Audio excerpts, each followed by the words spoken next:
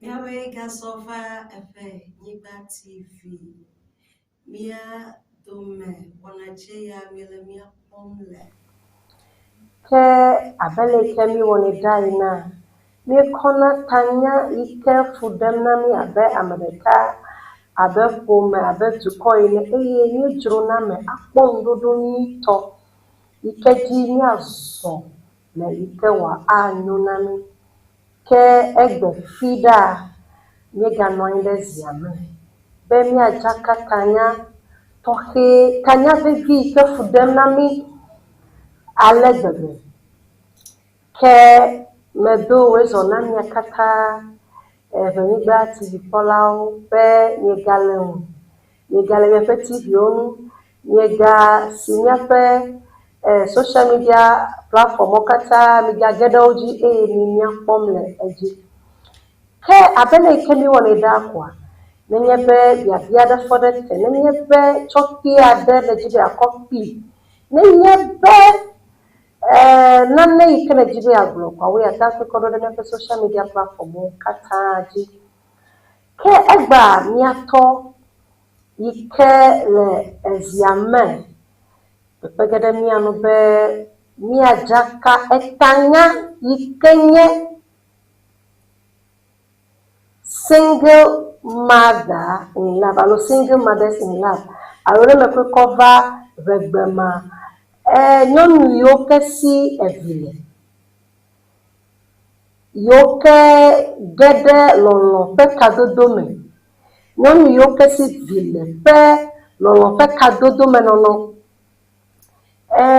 enyana na ike bo lemia dome alo li mi pe mi akwale ike nono me ale leke mia azun ni yoke blelenu ni yoke nyolenu leke mia adafo le nyebe nyele no mama me alo mi meleno wa anyonami kenya to ya enyenu fialaga efianu le skukoko dedeo enye counselor enye to yemata gbele wafo nyato ya efiananumi vai eyegba egalezia mebe afianumi eyanye affecto Clement Bodo papa Rezo va Venigba TV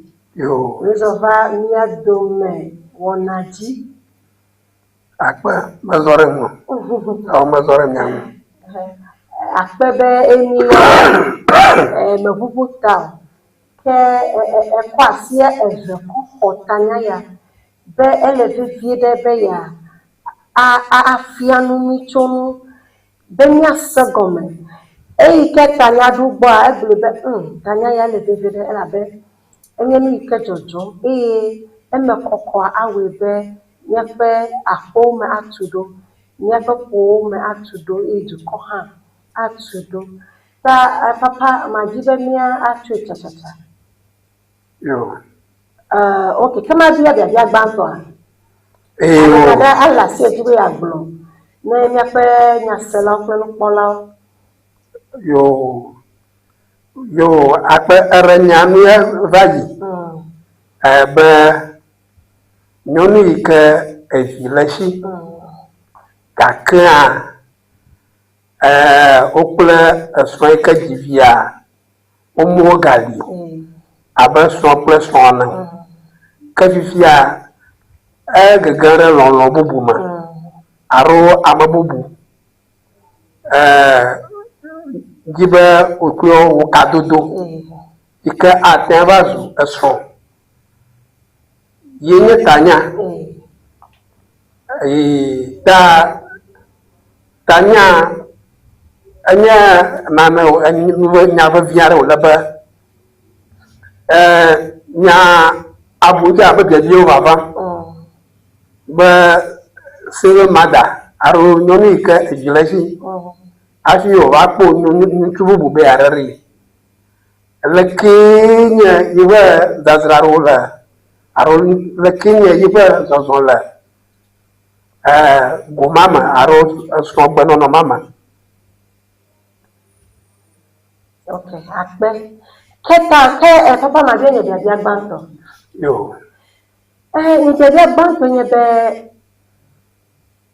a single mother. Imagine na go be single parenting because no pakpaji ko blomi. Ta single mother de go mesese kai na ba. Yoruba mara single mother. Efia evieleshi eviele nyɔnuashi atene vireka atene viomefa eton eneson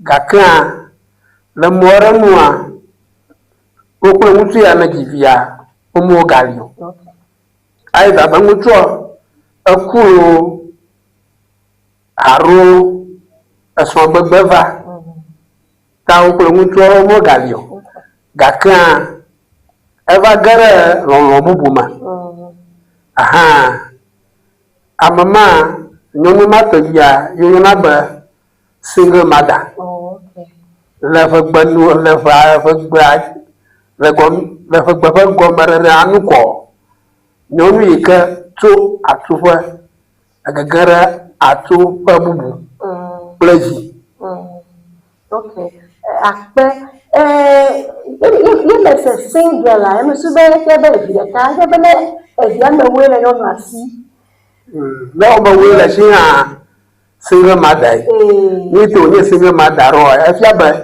yire kai re dia wo ham ahi mama chaba e yire ka re jo aha aja ba le dia ni o mo wo ha yire ka kwi re dia wo ham ala ba le mawo ba nyanua amave jaji yita amave poviji ye amave ye havi kakano wazo ba mabara na mo ba nyeba nyonwa raka yikuva review jipom aba review hamko nyonu ma aba single parent or single mother akwe papa be na yebe via mawo ila sio ha da ke wo de kakwe vanya me de viohem de viobokoma awo yoyo na be single mother allo single father da ke me single father be ya go ba single mother be ya go be ni le ba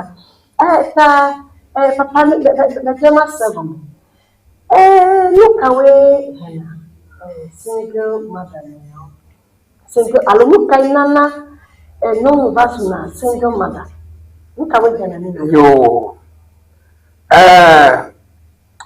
bada ze she nu amaton agbanto wonua agbatu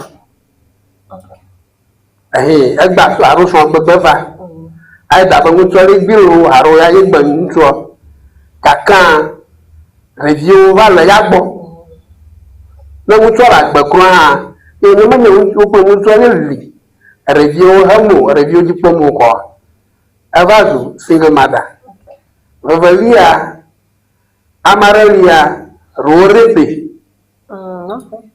amarelia orepe alaba wodo bo apasasa ko edivi ye odivia avazu single mother alaba amewo kuro onua manyero rio rodo bo apasasa atolia enya magbo rape magbo anka asugbagba aha tahamaura ye to nyomo to na evana zuna single mother efiabe nene be me amount relationship me ko le ha meji da ke o have cho no na cho fuva fo afio pa ha no na ye single mother pero yo na be se laji onyi elagbo oji pom ye oji pom ahi sukufi famu no ko aba single mother single mother. Okay, that can be a jilo. Can you get no one plan trauma back too? All together. Got from a little more. But no one back too, all together only. But no one see one day. So maybe I make a like ball. Just the internet my blue. And the same about medal that things are a single mother. Very multi yoga single mother. Thank you, Jackie. Alaba review the only overful. Okay. Overful like that. Oh, my hair in a bow. No more gala for a camera. Review in a overful. Just where we are responsible. Okumega Tomana are woody form. That in that case, but they Brogaba, Yonuma, and a single mother. Okay, at least the young all I won't talk about you, the show talk, not talk about you. I will never, I never drop a car. No, I never throw a room, no into a thing. Throw Abano with refugee form. I repeat, Abano refugee form. Romania, conditionary number, which refugee form, Fifia Araco. Aha. That no one single mother. The single mother, which were present with the Yomak Benoko. No, I said by mutually, when no one, mutual by no one. That Madame Mutual no other life more. I let irresponsible, Madame review her. Well, like the few Yarakamu. Aha, in that case, no one review the point that you are more. Ye neutral the Faraka, Mela responsible, or any at you Bakwa, no mother to single mother. That's my second. Papa Benning a bear, no one, Bachu, maybe Eberslow, Bachu, which were mega so the Telemene de Viao, Agbanusian, she, no Najikwa.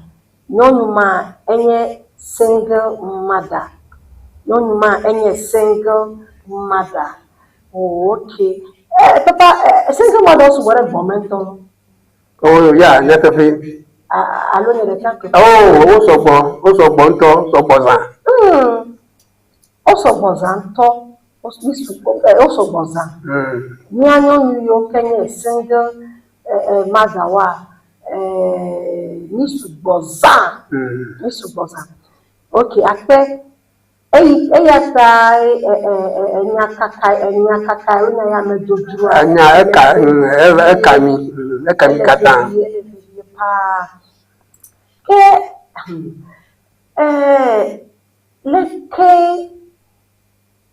society, I look back because I'm trying you tell no pack them. Leke ntro pona single mother now. Bama bian tro togba agbara bia society a. Leka mo pona we. Be wa me ya to wa me ya bon one. Amoro na be bon one. Amoro na be only bon two, bon three.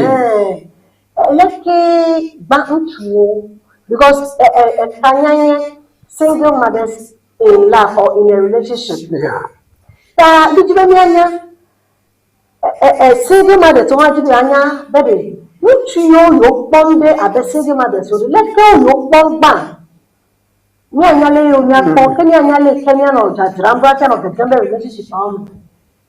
Ayo, Natafe, mutual Pona single mothers over. Over Agbany Manomane Naba over single mothers. Alaba won't feel Naba, no one man when you eat which will be a blurry Yoraji. The name of Mutuo Bunaro Pona single mothers who wema for the young at the Poma.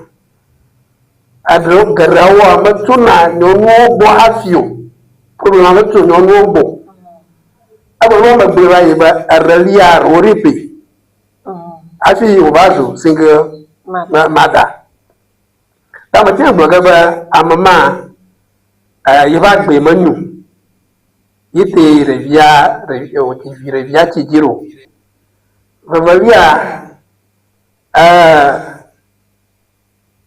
mutuo o jajila mutuo nono muti mutuo ro garoma la responsible yo no ba he can run mutuo no no ba se do fo la do fo na ji ba kava o ba ko ba responsibility agbosun kwa ka o ja shareto rote shinaro agba baga opogo ta mutuo gbogbo mutuo bo roto nyonu wa arewa tabla se agbanono awiba agbanono sese tara o to rokina mutu peso so ba yo ati anpo koba aruga atoto ko yorokiji ta mutu a no na favor na nyonu dozro aro mutu nanu dozro aha ta na mo na mawo banyaba baraka agbona nurejiga to bongodo ta kama anyete tepo yika ata nyonu kwa avana ganarama ko kabazu single mother ta mutu omo appreciate na nyonu okanya single mother wo ayi omo bunawo na nama aha abo manya aro manya nyonu aboto aro nyonu ba vodadel aha pale mabulina amo garoji otona fi nyonu bana zuna single mother papa si tere be buranu be mesene amod abeli na gbe be to ya tibia talo srojo lebo be biena be amodolia ojivi ojivi ofugbe gbogbo zaro ko meje jemlo ni menya na papa se go na mu oge gbogbo zada ka mere ya te note be to po be npa makwe ala menya me yo keme bi desrafi problem e ba jo da keme bi amede keme bi wona relationship eno meso somo afi fuba je da keme ji akwe fugba ha relationship agble data ele de via leaders amede lia e de ma ko ka fugba lo jeje vo abele kele gbe ntu da mama kpoge ame ya ge fu akpoge bo ame ya menye bo wan ya lo me single parent yo ta eyanyo daka me ya ke evilesia gbogbo gebo eya vilesisa o eya eno brele no sa ike fiabe me bi nyafe nku ata blame sometimes alo papa ala menema kakanya to bonya la menye ba rejia na la muchiwo yenye problema rejia la muchiwo yenye problema ago nyeba ala no mievia no na lana aha na mate agboji na no kokoro la gbochu muchiwo agbo no muchie e hona lana ta rejia na la no muchie yenye problema aja ba yenye muchiwo ba ba ya rewa revia pom be revia vazo obstacle aro revia vazo pramati ma gbona ma akpramati ala be utubu bo jema me kokko yinara atrofi ike we nare eji popo we nare eji poga menye yento jiyo ta revia la nyɔnua ŋua ye nye problema ta na ma ge fua edze be vi me le eŋuti o ta ne via me le vi me le eŋuti o wokpla me ke vi le eŋutia le lɔlɔ mea alo le sɔɖeɖe mea womo sɔ vototo le me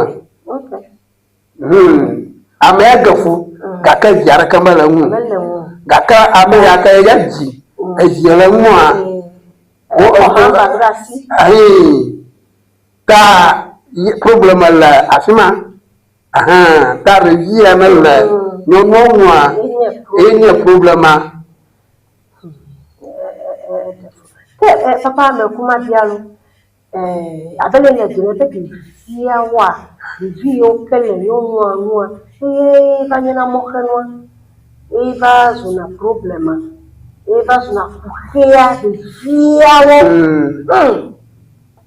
ta le lɔlɔ kpakpa dzia bena ge ɖe lɔlɔ bubu me alo kpakple ŋutsu bubu miaga ado ka ɖevi yiwo li ke menye ŋutsɔƒeviwoa wova nyena problem. Only problem.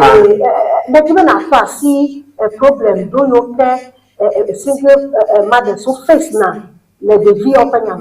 Okay. Apa? Again, you know, blood is thicker than water. Okay. If you have utu revia, utu ya la fiara. Ka ame aramu wala. Ya mwenye yuwu vyenye revyao ta afeshin aro loma utuma bati tsogana revyao asa gomara loma bati tsogana revyao ha wonya baba yuwu fumu ta woha loma kadodoma melio. You see, they only behave like an ostrich. Bury the whole body in the sun until everything is covered. As a matter, we can't pretend. We don't pretend Gaba you review one. Review pretend Gaba you Gaka as time goes on, Avanazana Kotoeba blood is thicker than water. Ta Higara Nima Avana Nuna love me, love my dog. When you love me, you must love my dog. Never know your qua. Carry you your quarantine Kitovia, Alabana Ruha, Gakan or Mama, Matu Awana, a door, Abanyama Batona, and you at a fama. Mutu na mutu medina be yoko amabubu voicio mutu medina be yo gbe over ega re amabubu voicio awo mutu wo na gbagba awoni revie o di opo revie o moteva do yo tarejo ala ba revie o nya ba manye yo to ta numere gere fiaba numa ezona ta numere be mutu no bo yo agere kadodo pe nyonua ojina bo yo pobe ejile siro aroji melesho le jile sino na be jile sia kama ote ugbara megba azamara kakane ba waba kokoko yarewa kana nyaba ala tamane ba yamarego nura ko jimola ni premier do doga fu ala ba yiko nyam mo jimola kakka rera asasa amudo blona beta your step father elon yo vous yo père yo tonton. Mais c'est la mauvaise au bonnet de haut. On est first father. Elle l'on voit ton temps. ne me te de noa edo na da nam ye pa pli mi le pli amro wa bi pa pli step father you le pli pa uyo to de mema bia bede ne ye be menye single mother fifia me jibe nye ple nye sronya ple vio makoden nia de kawo woto hede na te no dum gome sesere na te no dum de afo de kawe ma de azoli kawe o nya be mazo abe non abe eno abe esro be mata create that situation ma dadan ike evira dagbe you can prepare step father no click na we ye tonto yo akpa nyabebe anya glomula majority va nya glomula ni na do drum ni majority ama glomula ka glomula ba amara globa ye ko university father you click na so american tonto na dia early etona gaka mabo arumada ha aha ta majority ni na to som aruni na ha igbo nyela aita adoda si le nyonwo ba pajia yenye ba na otuga na revia ba na ko no yire sukuya na revia na nyaba university father yetuga na ye kokomni aro na ga na yiwe ga onya na tu na university father ba na ko na revia na okwa ye sukuya na suku to ni ha na kwina university father bana kwina revia na revia na nya bare manya ye ni to wana yo ka university father e to wana yo nyomo na rono kaduduma na no revia pula university father duma ike bi yanto create ge ye create anya mu na ba nyomo na rubuta abayawo aha kama no revia ko ba university father you are responsible na you are upkeeping you di popo pleto you nu gare wo mana ya kama roma ava woduma ta nyonwo rodo da shi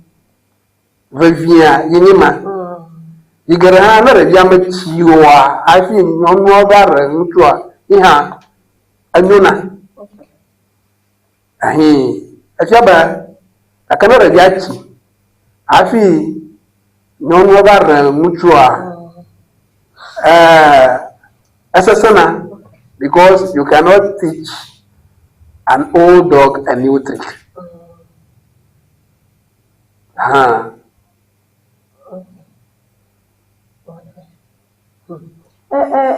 know you do wa kwebe abunenu anyi ye to ya de fe ga akona vi ko agbole vi ade e se father be ma kwe kona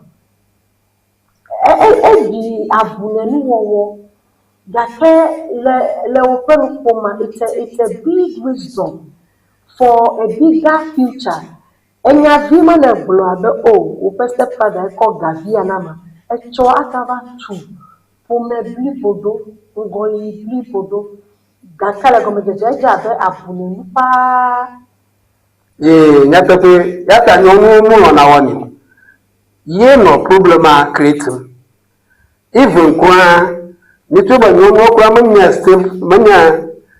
manya single mother okwa mutu woli kakala more no mutu o ibo do manyonyomo na nyonu a gato na review na review na nya ba yaye wojipo aha no re share ko eye won never done na ma review mo ga po o to ranu re kamu ala ba o to ba ala useless kaka nyomi ke nyama gagara homa ayo so aso gada shini ba ho kuna review ba oko isukwi aro yira su koma na be aka school fees no yin to ga toga yin to ba ga onya ba ga kan ma na ga review na pe review na nya ba ayi to ga na wo to ba na be aka school fee na wo aha na ba na mara review o ko ba yo to ha ana na wo how a father should be. Exactly. Ale mucho no retudia. Wo so aba mucho dia anya so bereka kwa swarega. Da nya bo afoji popo mutie woni mutie ha bill. Mutie ha school fees.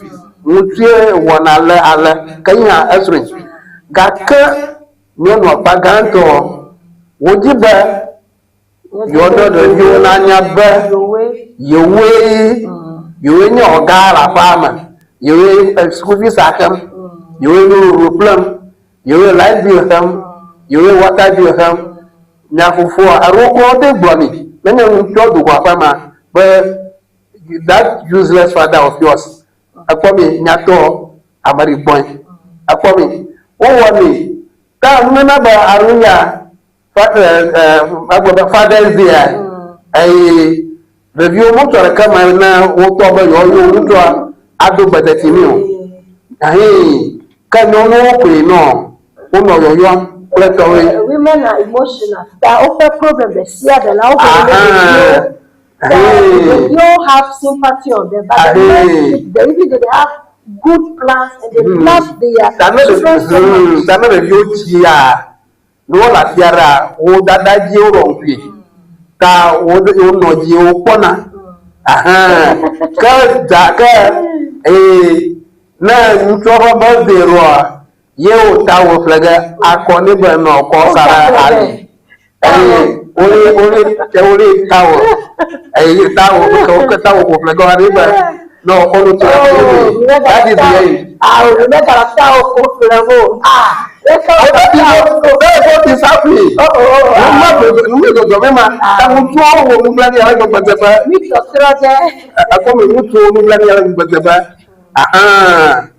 You see,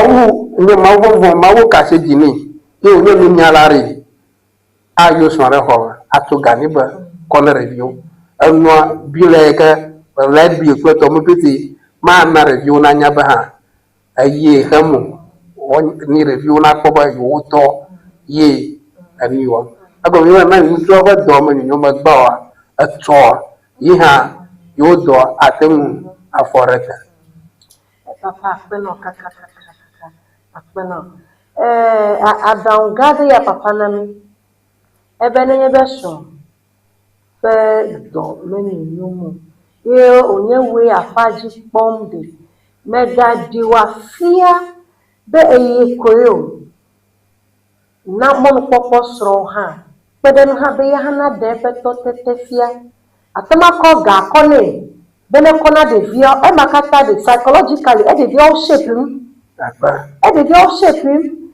that is more expensive e ma kwasi wo be no nya be eye koyo onye be ewokwe wo ma metuna ne kedolo fagbemu ngbe bless up what to do fagbemu that kept the fact be o to hawo o hana wo ma it build a whole lot in their life for their future that papa be mi aja gbagba mi awo sacrifice ma o ha akpede mi anu papa lo je mi aga eji pata mi be single mother eto asi nano yoke wawo ike awe be oviwa watama anu o step father alo de kawo to kede atama no o me ikenye eya le gbo no sacrifice le me yo ha ple bubu awo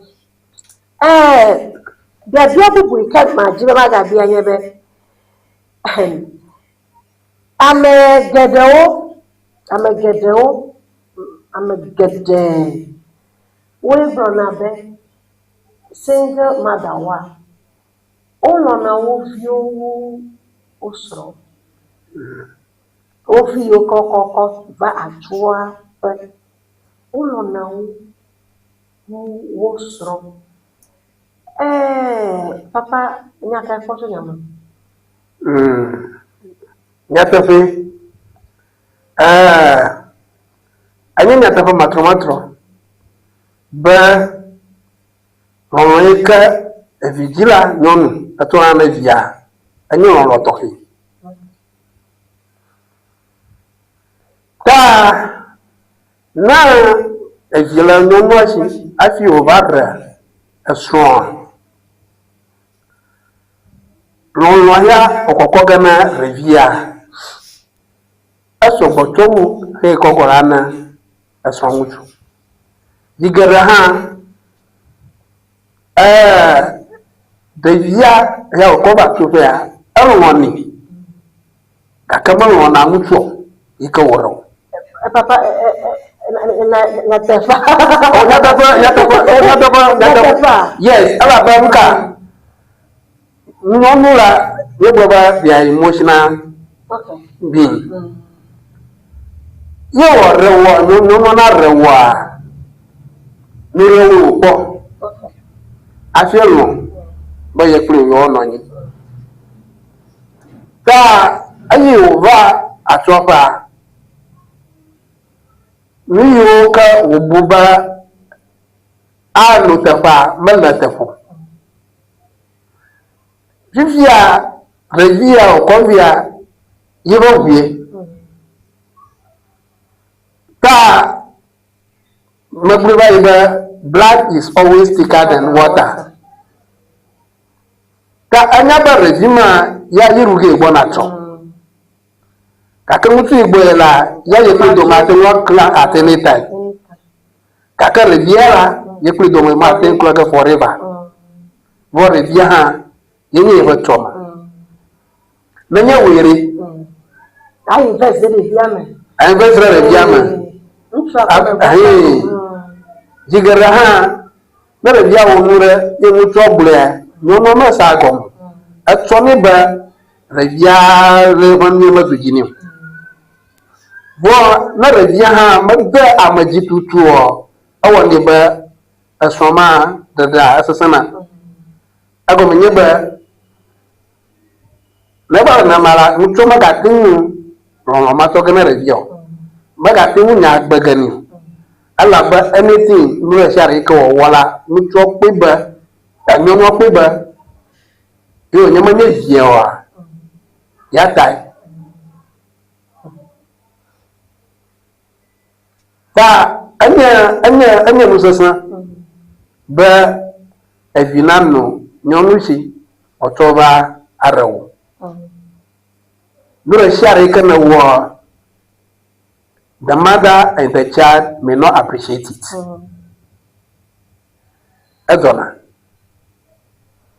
okay akpe mi gbɔgblɔ be nyɔnuwo wɔ ke ŋutsuwo ya ɖe ŋutsu yiwo hã kɔ very good megbɔna va afi ma we also have single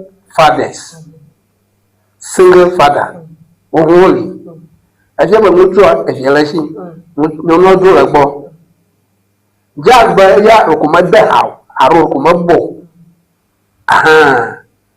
be single fathers wɔ esi gana ne nyɔnuwo bututu le atsoƒea wozona kple ɖeviwo abale megblɔ be elã nɔ ŋue via xɔna lena ta wozona kple ɖeviwo ta ŋutsu ya la yi geɖea enɔna single evi menɔ ŋu gake in isolated cases wa ŋutsua wɔa evie nɔna wo ŋu eɖewo ma hia srɔ̃ ku eɖewo hã nyɔnua eɖewo hã nyɔnua eda ƒe ɖeviwo ɖe dzi nyɔnua ɖewo ƒe tame sa menye nyɔnu yi ke eda ƒe 1 year baby ɖe etɔa dzi edzo edɔna So in that case, we have a compassion. Magic program, kaka. Tamutuma wazu single father. No one to single father. Even no one and blame to no can you single mother. That might be a no trial, no car, very money. Okay, no car, what leverage money. You can't tell you at the eye will do. I want to make a home. Mutuala, not when you single father. I know not desperate. I love you were bound to come make up melon, number one no jibo, onion, Leravia, and Obama. I have patience. I will have both body better now. You will make up melon, Nanamu. The Leravia, Mutuja, which are not desperate. A China Mabu, that Engina Cocoba, Yapuno Nuara, now Walla Revia Naya. Aha, kakano the other way round.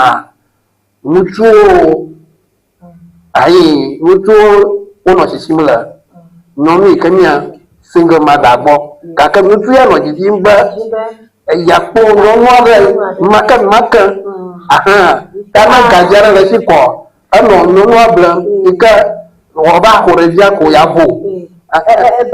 Papa, without reason for marriage. That don't Jima, you can't Madesia to afford the road. Man, a big mistake one. You can't hear there, my young man go. That care Avanye, the one you can achieve more, then let you the modern. Talon coach when a conning. Wafademe, you can't have the Loma, Akopade Vioma. Let me point you on one of the Ella Bedo Cole, the Benera and Virginia. Tale Cotona, and Bona go a Nobuna for 4,000. I know a palette. Never marriage these days, la. About you, Nana contract, arrow game. Marriage has not become game. Ta I want no matter game. I tell about mind game. Men are playing mind game. I tell game aronya. I need to so. It's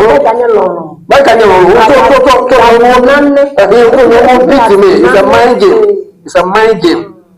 Your benefit at the expense of the woman. As a logical mind game play get play. I don't need Jimola or pay. Let us satisfy what dample. If you are open back, no how many. No how many, no how let I got me here now. Again, your honey, I don't play game. Then you are community.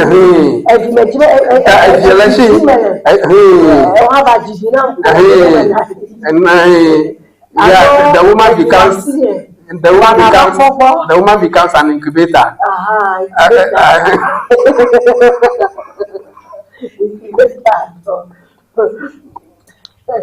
Understood.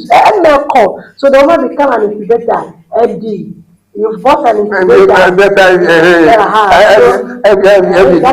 You'll be for it. You'll be paying. Anything else is like that now. We don't do the incubator.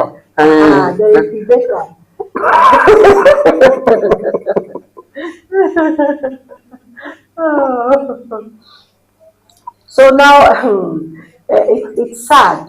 It's very sad, very sad. It's very sad. It's if you election a matter desperate, but Yamajim no letter Yana, you quick one. You got your got your car and you qua. Avo, if you ever you started fully, because I pay as if you are money. Which mola, And sometimes it's not intentional, but because that is what they plan for. That you be at the surface, so you oh, you change the adjilo.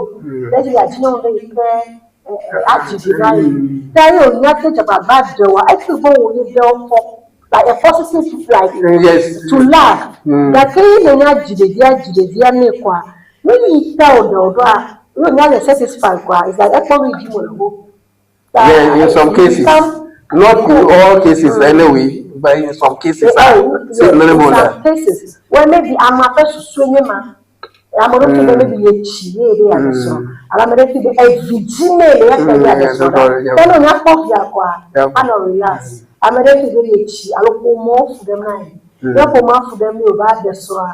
I call for the woman of the Jenny for relax. I know a guy, Jimmy, and you don't have to the guy, Jimmy.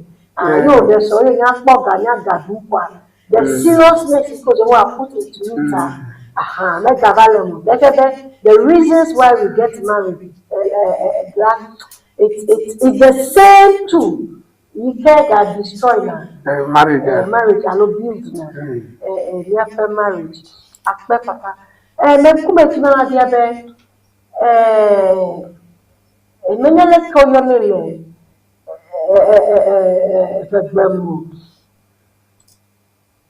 If you can stepchild. It's a stepchild, yeah, okay. My brother,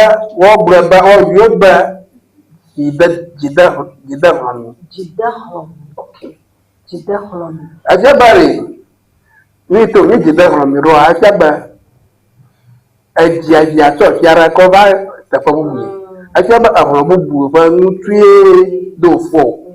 I feel never called Jina Amobu. You number Jida, Rami. Kakaheka. Na lera muchi na jiahu alera nke trova atropia yamenye jida from you yamenye jida from you nkola shi nkola yiwo na me oba baro yemi ba komedi okay papa na bredem chunu kwa bia eya ikemia no bredem chunu Yakanya sela kwa mkolo jibe yanya no eya ndogbo abele kene gbo ebe comedy yawa no madonna na osi obro nebe obe egbeve menya ya do ya nebe de via ibi evia ke Nyanto miji tene ni adio kwa go no pobe ngo masamasa ne me vaduma o zaga against the two of it na lugo masamasa melo mi ado melo masamasa melo domo they use that against the two of it exactly Bozani ta a come via de me chibe na pomucho le ke ozana oh no, stepfather. Maybe they come out, plan go masa ozani against them. Ejenia control. Be nya damia no na anyo. Cho ayemo ya ovio zana. Kohena ejre. Vena odono. Kohena tukada. Be odono. Okay. Akpa. What the view the view all very intelligent, especially if you you don't narrate the intelligence of the child. Review unya, their emotional being. Unya nubagla, unya nuni. Kamanya po no maru no maru pom la fama. Deribe, uchena chitrere. A tongiro arwachetere and nongi arwachetere akpa vuchi. Now, Yigarana the Via Unya stepchild la ya aga vorina. Yita the Via Ruo Hananu o fa mu ba mala ba yo no nar mutu ya havio u ba fa hala mata o to more shara ji aruwo no nar shara woni ba mutua nka nyonwana ma no nyame aso ta digara aso ma matemu anoto ai menye ba afama kadudu nyima malio dura la fama ika roma mal dumiawa review ha ubono no matrona ahi utrona re apara kanguti plus suba na atopa agbana I stand to be corrected.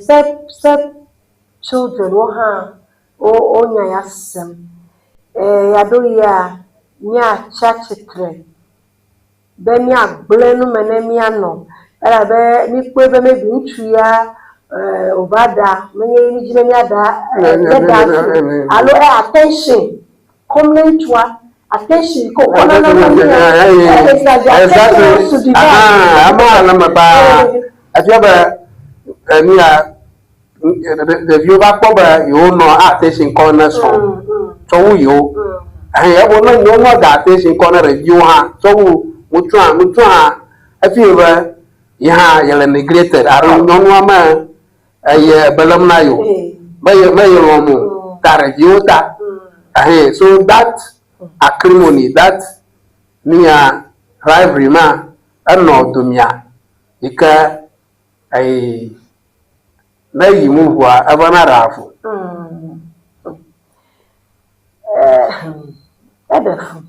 edefu era be ni ike jojo ike dodonga go fifilai kode stepchild single mother single father penya yanwa edi fofo vie menye power edi fofo vie ike me wish be anya na ike ma hia be na di fofo afire nye be no gomese toyi alo mufiafia ni toyi ya manya no iko tobe ne wa accessa feel era be ne me lenkude ni afa society no a ame yo kesi vile iko gbatua osubo ame yo ke single parent wa osubo ame yo ke vinosi ike fifiafia be yo agade so osubo ike fiabe step parenting ya enye nu ike ani no ge alo liza tanene be ni mejaye denu azo lemme wa demi ajiwa it means it's going to affect the foundation of the family ayo anya aran kuma rona nonu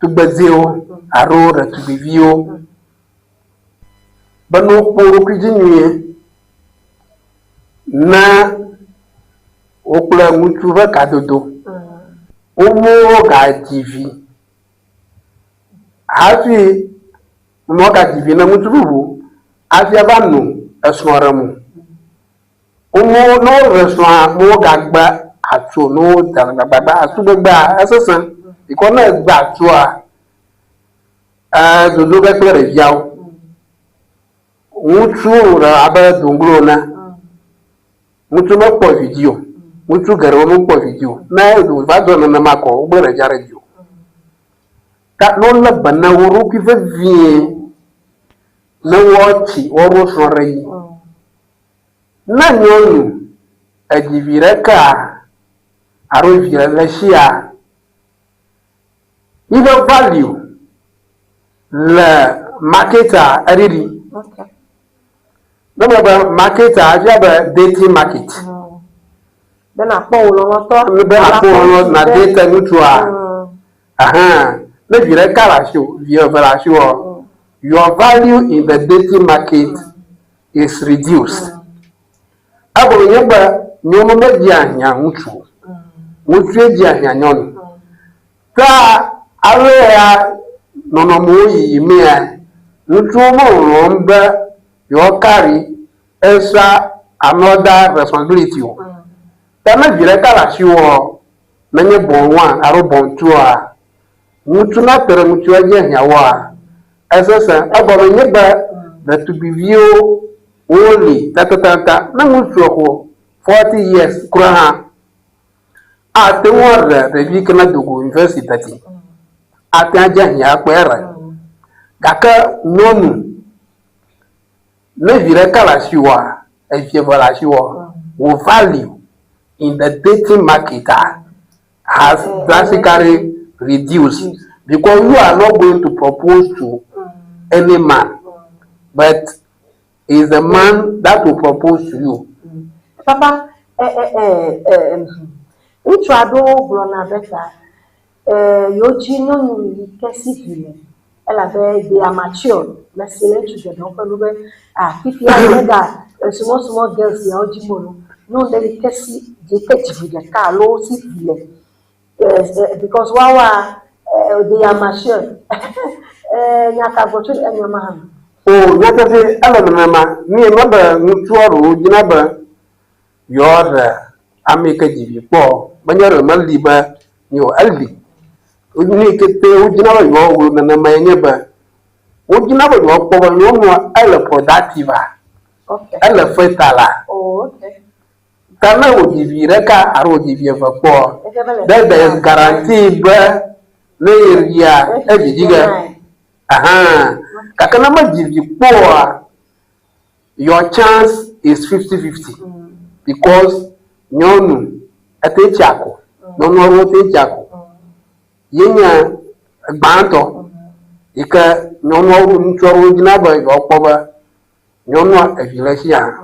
Novelia, nyakafe, nyonu ikana jivi poa, experience eleshi, ele mature. Aha, wuni epon garata fapo. Mituba no tu fapo. Experience marita nizi ko. Ahi, ni nafi atubega aro question do magna. No ye munyala, ni wo jofia. Agba correction waga. Ikema maga dollar. Even next marriage yo.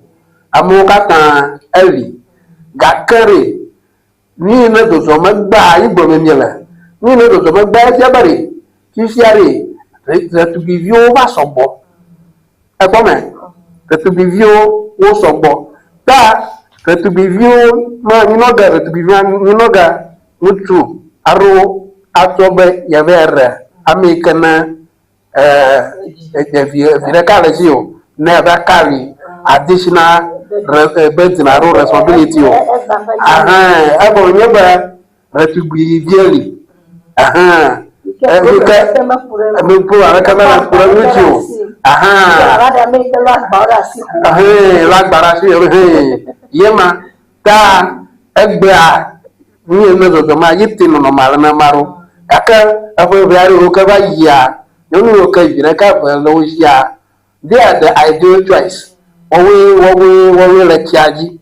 Ala bana dia there's a guarantee ba bi gano. Overia experience election ahi yemi meto even marital even last marital disina awu correction meto ta papa ma bia be nebe stepchild allo stepfather de be ya po stepchild ji ya a lebere adauka adona mitro stepchild jipopon.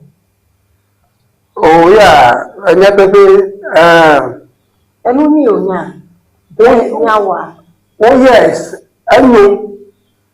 There's nothing wrong with that. Gakan appreciation kumelam. Now where everyone condition so suba yewena mau akana woi aro na wom ye na wom plus suba so ya ba benefit aro ya kunure tai na omuro.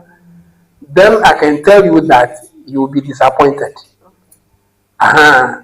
Ka anyuba na po state charge alabama weto shara rola ni afi utuna reviaro lia magbona sigereba marka manya make bona ba amare ji poga so magbo reviaro lia awagani kaka na reviaro ro fiara mi wo bola na wa awon kunu akwami revi kanya munyala na university father akpojia ye uchiro te para ye kobalashi mitubo zumo ya fruti ye gavalashi keshinono valashi ya yo ni munyala ta abroba ni ya yo fufunto amento jia magwe nayo kaka me kabu munya ye wa stepfather yibu elaya tala ye ma fala muchu aha gaka ruha arugarawa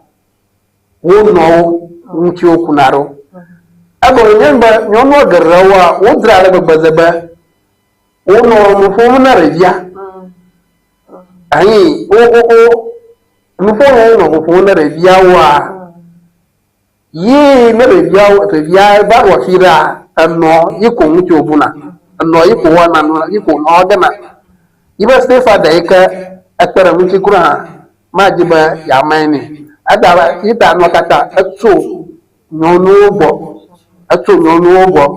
ahi aba ore biara biara eruno anyaba yeno yiba bie tanyara share ka no bloni ye toge wala bafa uba wo mutu wo se ba fa stay father na kujiu na nyono blo susuni anye ka nyono bloni ye togora alaba ya ni relation ikandal no play iba stay father do ma yamanyam asa ko mare da yanya e bloni yo mbe kwana ni onya taponya 30 seconds ko okay yo my brother when nyata fama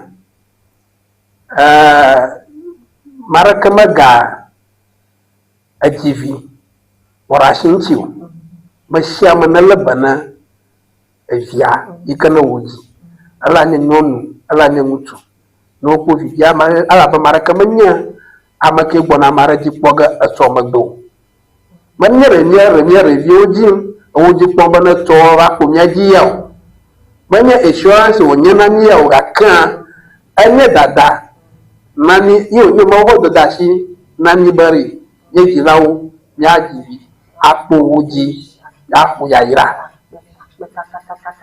akpene miato Mr. Clement Rodon ke enye ikeno zia alowo na janko ye foli Veronica ebe nigba TV GA eye nie kunanu cho kadonya onu peli oke atu miafa de kawo nya onu ye pe ejibe ya dwalo miafa wona Mother Delhi Atayomi to 0540289608 0540289608 Alo avaho Jimfuga hostel kwa agede Evenigba TV enu seli kene hiana wasi asuji ka consider igbona fida gbetutu gandre tutu a mie galazia men enya ga hetanya tokiada avana mie do ezani na miakata.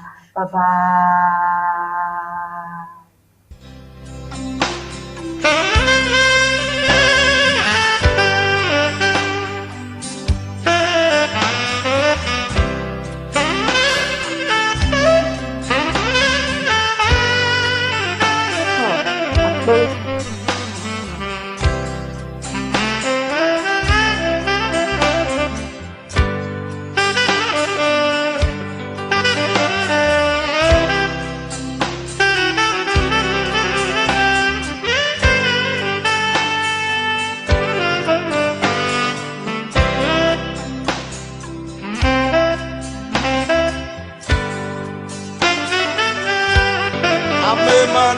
monsieur,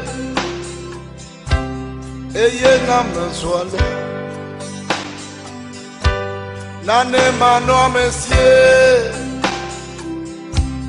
ayez na mesoile.